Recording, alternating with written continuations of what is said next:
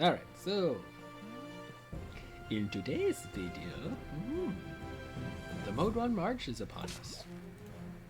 So we will be looking at our Year 1 champion.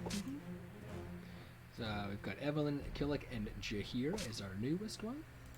So first we will see Evelyn, our Year 1 champion. Who is Evelyn? Human paladin, neutral good, excellent.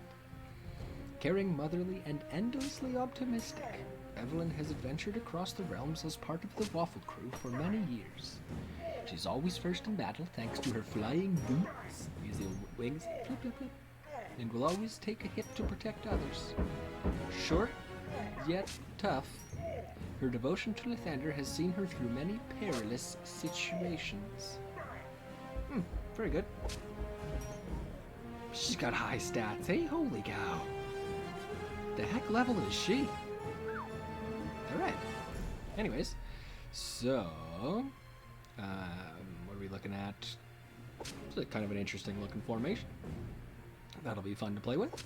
Okay, so as per the usual, we'll get a handful of levels here, and then, or a handful of gold. Let's see what we're working with. We have 200% bonus to damage out of achievements. Equipment, pretty basic, although I am going to be looking at opening some chests pretty soon to make changes there. I feel like I have way too many. And we need to change that. There might be some weird construction noises in the background. They're building new steps on my house, I apologize. There's not much I can do. Thump, thump, thump. Alright, I'll stop battling at you. We'll get some gold here, like I said. Probably see you about halfway through. And go over what we're looking at. Well, alright, so we find ourselves here level 35. Push smash your boss for you. Smash. Decent little formation here. We'll throw Minsk in the back. Switch between Minsk or Jarlaxle for the end boss, depending on how that ends up. For now, however, we've got Brunner and Celeste with specializations queued. Brunner, he is second from the front, so I am actually going to pick his Shield Master one. It does stack to a better buff, and for this series I am trying to see how far I can get, so I need to be able to push as far as possible. So this damage will be definitely beneficial for this go-round. So we'll pick that for him. A couple levels there for Celeste.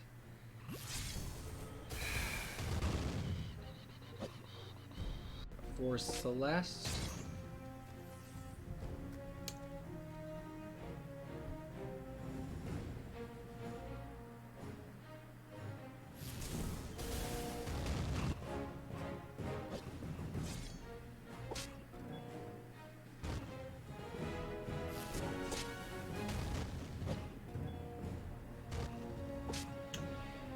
with the temporary health shields from Calliope, I'm going to go with the extra damage for Celeste as per the usual.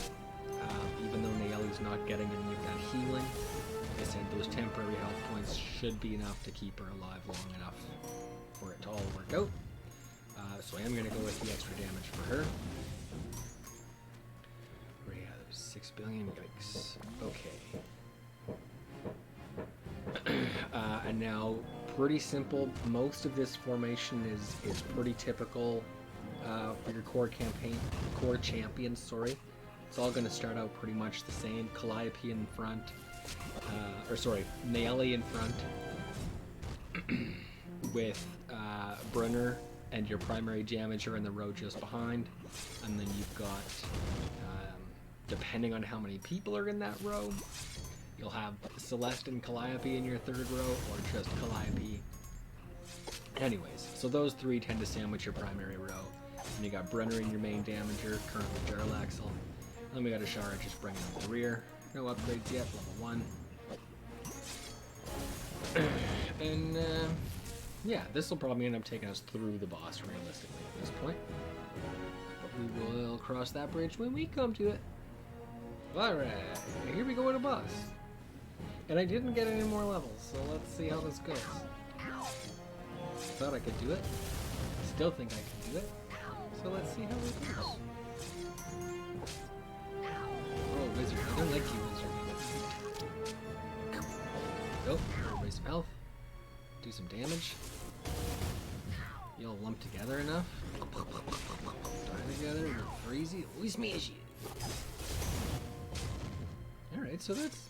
Yeah, we'll be able to chisel away at that. There you go. Okay, so... Shield Master and extra damage. That specialization. For an ally, I would have gone with Oath of Vengeance for the extra health. Oh, I am going to do all this because I want to see how far I can get with this group of folks. Calliope, College of Valor for the extra damage.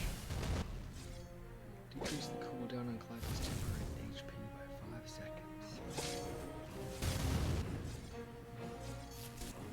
Nope, damage. And we're gonna go. Ooh.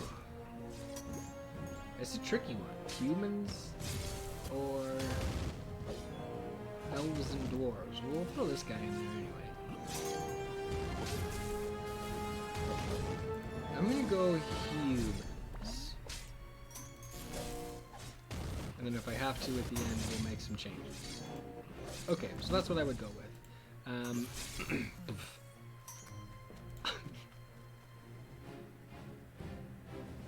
Depending on the boss you have. This is a pretty good layout right here. And of course, depends on what you pick for Ashara. You would need to... Although, you have to drastically change the formation if you're going to use elves and dwarves, so you have enough of them. So I would recommend going with humans. As you will need less champions that way, and it is easier to fit them into this nice little shape. Otherwise, then you gotta bump an ally forward, and then, like, you only get one person in your damage row, so you've technically got to put her right to the front. And then you... Celeste is kind of useless, then you use her as your primary damager, so, like...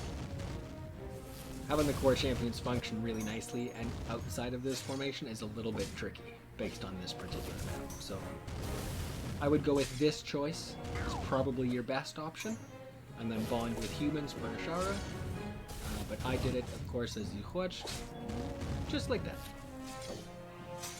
Because Starlaxle is pretty neat. Anyway, alright, so that's that one.